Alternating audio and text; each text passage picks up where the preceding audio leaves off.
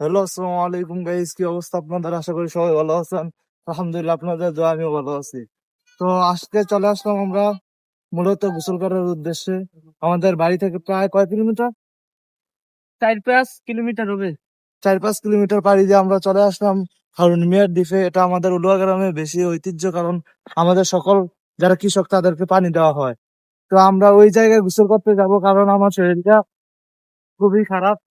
যার কারণে আমি ভাবতেছিলাম একটু পানির ভিতরে ডুবাডুবি করলে আমার শরীরটা ভালো হয়ে যাবে।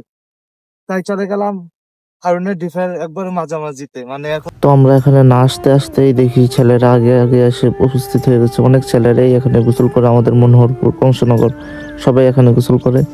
তো দেখে খুব ভালো লাগলো, ছেলেরা এখনো আগের দিনের গোসল তরিকাটা ধরে রেখেছে। আগে মানুষ বেশিরভাগই এরকম গাঙ্গে ডিফে গোসল করতো। তো এই যে ছেলেরা গোসল করতেছে প্রকৃতির মাঝে, ভাই গ্রামে না থাকলে বোঝাই যায় না গ্রামের মজা।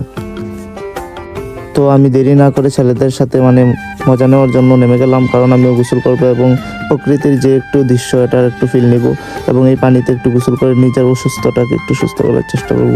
তো আজকের জন্য এতটুকু। এই ভিডিওটা ভালো লাগলে সবাই লাইক, কমেন্ট, শেয়ার করে দিবেন এবং পরবর্তীতে এরকম প্রকৃতি ভিডিও পেতে এই চ্যানেলে সবাই যুক্ত থাকবেন।